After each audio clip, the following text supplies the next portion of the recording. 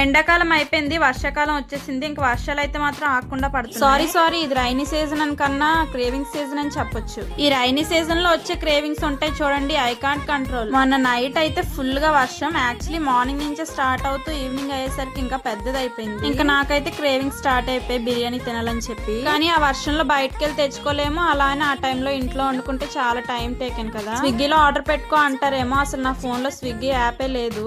ఇవే నేను ఎప్పుడు అసలు ఫుడ్ ఆర్డర్ పెట్టుకొని తినలేదు, ఎందుకంటే నాకైతే ఎప్పుడు ఆన్లైన్ లో ఫుడ్ ఆర్డర్ పెట్టుకొని తినే అవసరం రాలేదు. ఇక్కడ మేముండే ఏరియాలో ఏంటంటే అన్ని అవైలబుల్ గా ఉంటాయి, ఫుడ్స్ వెళ్ళి తెచ్చేసుకోవడమే. ఒక 5 minutes అట్లా ఉంటది ఇంటి నుంచి రోడ్ కి. సో నేనైతే ఇంకా అలా అనుకుంటూ ఉన్నాను, మంచిగా వర్షం పడుతుంది ఈ టైంలో గానీ బిర్యానీ తింటే భలే ఉంటదని. కరెక్ట్ గా ఆ టైంలో మా అన్నయ్య అయితే నా కోసం బిర్యానీ పంపించాడు. బిర్యానీ ఒక్కటే కాదు, బోటి గోంగూర కర్రీ కూడా. ఇంకో సర్ప్రైజ్ ఏంటంటే అందులో 2 పీసులే ఉన్నాయి అనుకుని మేము తినేస్తుంటే ఇంకో పీస్ కూడా వచ్చింది. ఇంకా నేను ఆగుతానా ఫుల్ గా కుమ్మేసా.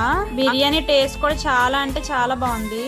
ఇంతకీ మీకు ఎప్పుడైనా బిర్యానీలో ఇలా 3 చికెన్ పీసులు వచ్చాయా? అలా బిర్యానీ మీద నిమ్మకాయ పిండుకొని చికెన్ పీస్ ఇంకా ఆనియన్ పెట్టుకొని తింటే ఉంటది రా Chari. Subscribe for more food videos.